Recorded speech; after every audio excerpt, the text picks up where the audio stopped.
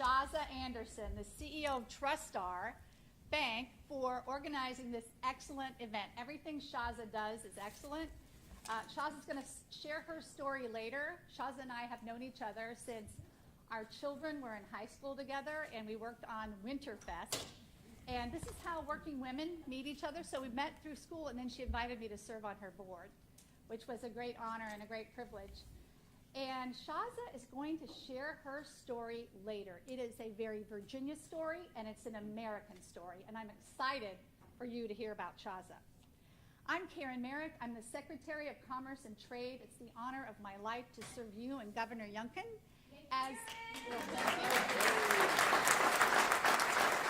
Thank you. And I'm a Virginia businesswoman as well. I've spent over half my life here in Virginia, and I'm the first woman in my family to earn a college degree. And once I earned my degree, I moved here to Virginia, started a bunch of companies. One of them became the most successful software IPO in history. We grew it to 1,100 people. We sold it for nearly $600 million. And all along the way, some of our investors said, you should be in Silicon Valley, not Virginia. And we would say, oh no, there's a reason why we're in Virginia. And it's the same reason why all of you are still here in Virginia. So I have a question for you. What would become possible for you and your business if Virginia had a best-in-class economy? What would become possible if you had a best-in-class workforce for all the jobs that you have available? Well, we're fortunate today that we have a governor that wants to make Virginia best-in-class. And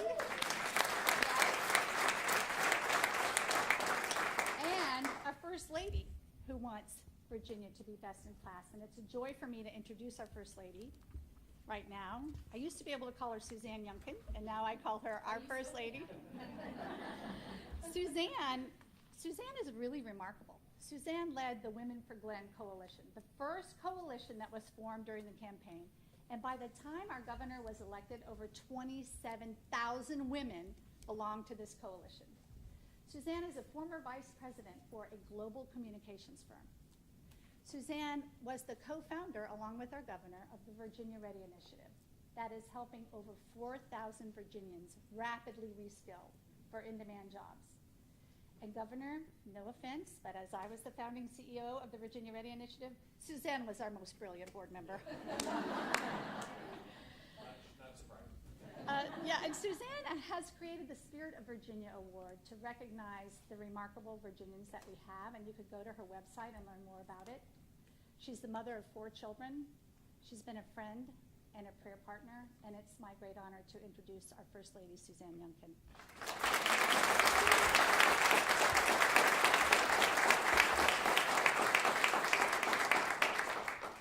Oh my goodness, thank you, Caren. Thank you, Shaza. Thank you, Mark. I now have a living room envy. Does anyone want that to be their playroom out there? It's so beautiful. It is such an honor to be here, especially during Women's History Month.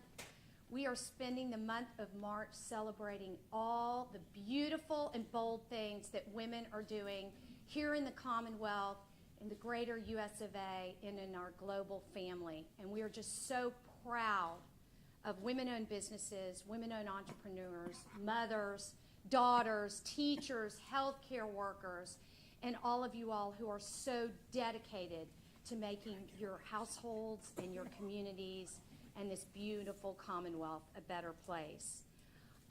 We're really here to listen and learn from you.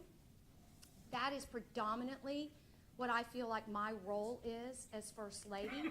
It is to support our amazing leaders like Caren, who are in Richmond and taking everything they're doing in Richmond on the road to Northern Virginia and to every single part of this state, to understand what it is that's on your hearts and what it is that you really care about, so that we can partner with you to make things a little bit brighter. It is not lost on any of us that COVID has had a devastating impact on women. Some 3.5 million American women dropped out of the workforce in the last 2 years. Disproportionately, We carried the lion's share of the work in our homes, whether that was taking care of our elders or taking care of our children or taking care of our husbands.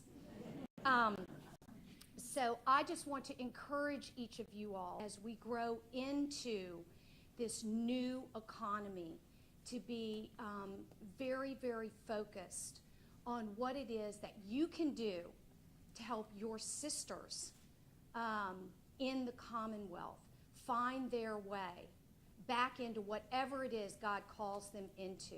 And we know that women are re-entering the workforce in a powerful way, not nearly as quickly as we would like.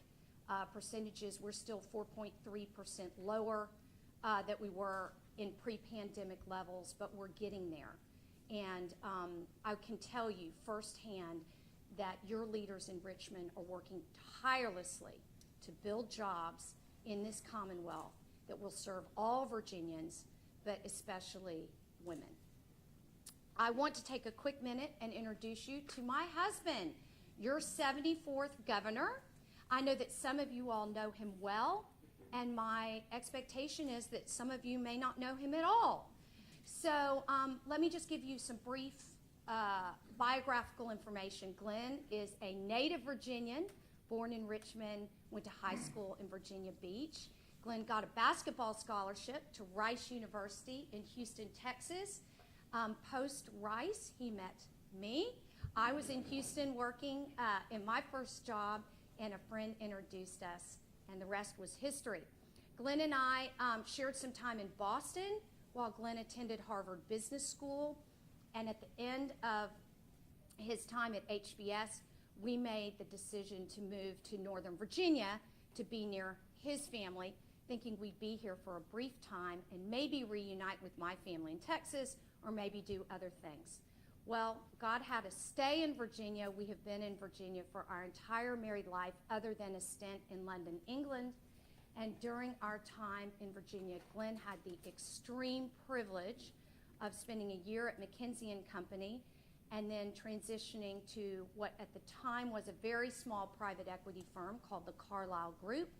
By the time Glenn retired from the Carlyle Group in the summer of 2020, Carlyle had over 2,200 employees all over the globe. Glenn was serving as the co-CEO, and his time, really our time at Carlyle, was such an incredible blessing to us as a couple and to our family of 6.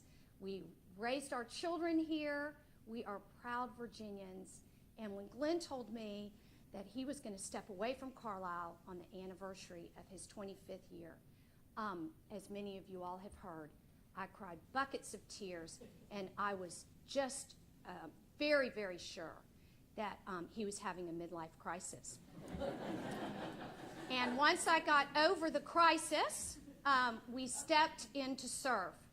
And we are so extremely humbled that women just like you came together, put all differences aside, focused on the things that are universal truths, whether that's safety, education, economy, cost of living, the things that we all share, that we all pray over, that we all work toward making better. And so Glenn stepped into service in January. We are incredibly honored, incredibly humbled. We thank you. We look forward to partnering with you. And I would like you to give a rousing women's applause to Glenn Youngkin.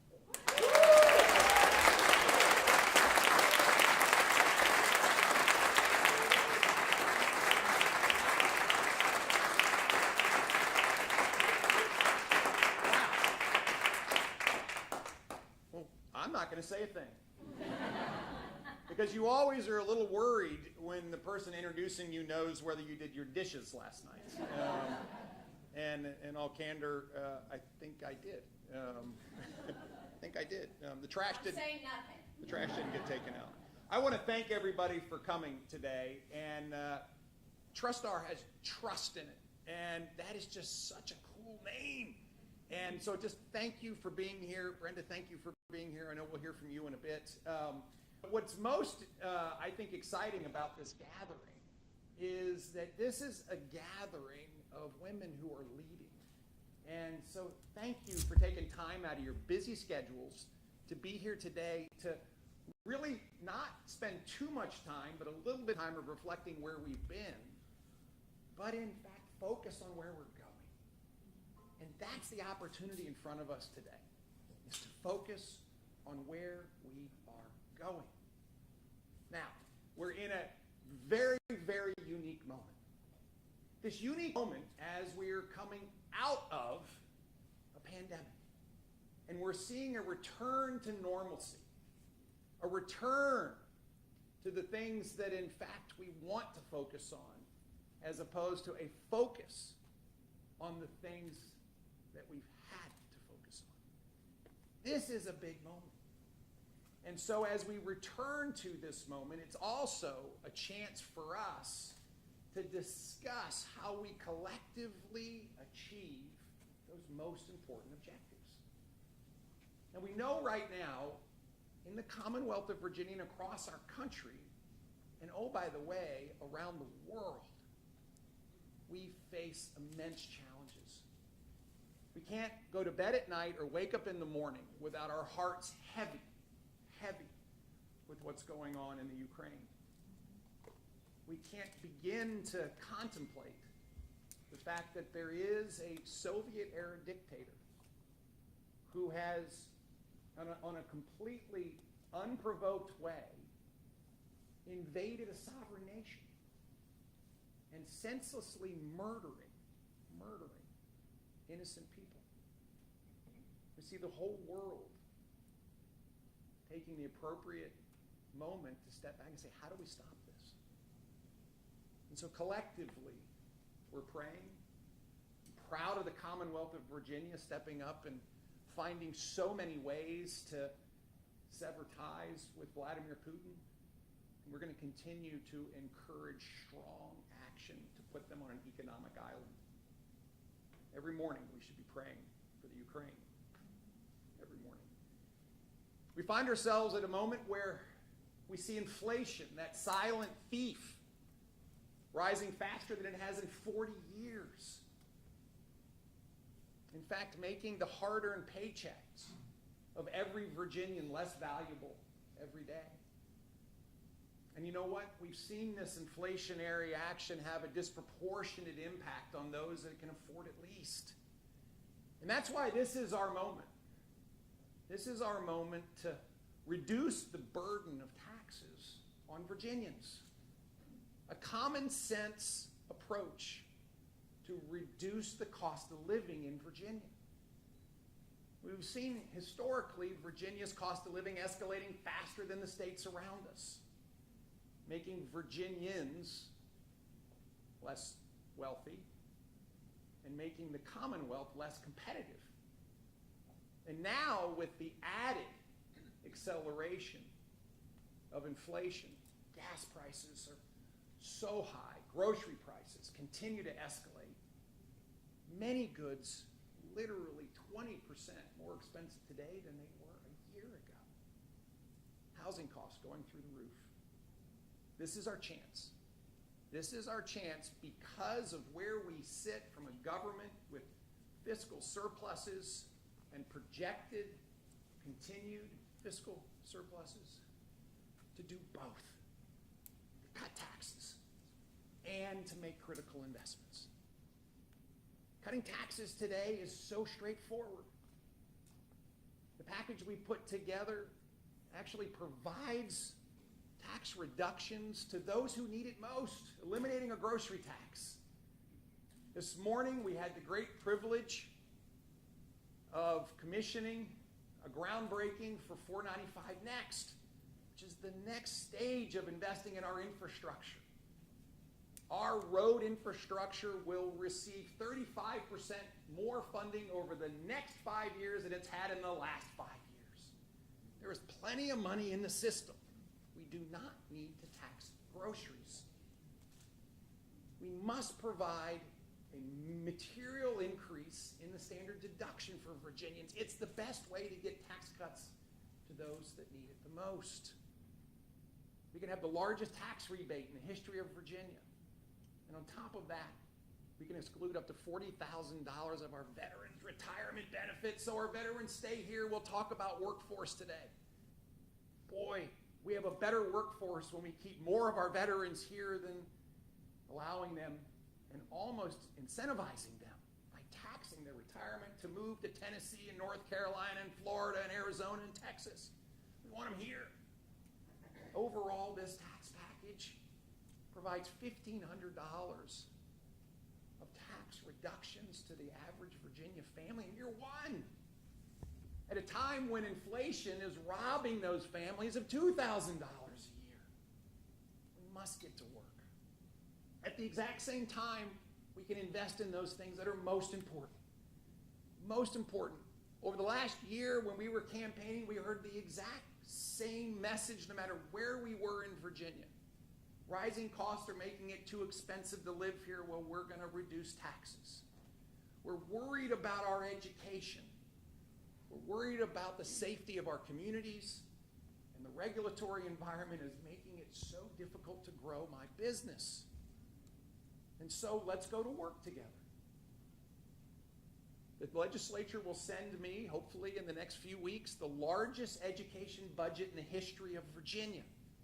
We'll invest in teacher salaries, but creative constructs to invest in facility investment and construction. We'll invest in programs for Virginia students with special needs. We'll invest in innovation in lab schools that provide alternative curriculum, partnering with colleges and universities with insights from businesses on what's the curriculum that best prepares Virginia kids for college or for a career. We can invest in education while we have common sense tax cuts. We can invest in law enforcement, providing salary increases and investing in training and equipment, investing in programs that actually unite and bring trust to law enforcement in the communities that they serve, so that in fact there's a relationship before there's a law enforcement incident. We can get crime down. Finally, we're going to invest in our behavioral health system. We know that we have a mental health crisis in Virginia right now. In fact, speak to our hospital association leaders, and what we find is, as the threat of COVID has retreated, the reality of the mental health challenges of Virginians has presented itself. We've got real work to do. And so this budget that our House and Senate are working on right now will also provide for record levels of investment in our behavioral health system. Finally, we're going to work to cut regulations. On day one, when I put my hand up, I swore to God Almighty that we would go to work to uphold the Constitution of the Commonwealth and of this nation. I said loudly that Virginia is open for business. But one of the key things we have to do when we're open for business is we must cut a regulatory burden that has piled on top of small businesses, medium-sized businesses, large businesses. And we have to liberate Virginia's businesses to grow. And so we have a systematic process that I actually directed on day one to cut job-killing regulations, so many of which are duplicative. We have federal regulations, and we have on top of them state regulations. Let's get one set where we can. Friends, we can so fundamentally reinvigorate growth across the Commonwealth. We can create jobs together, but it's going to require all of you. And this is why I get so excited. When I see the ingenuity, when I see the drive of Virginia women, I know that we are going to win. And so our job is to partner with you. Our job is to listen to you. And then our job is to go to work so that we can unclog, so that we can liberate, so that we can facilitate the great work that you all do. We have a plan that generates 400,000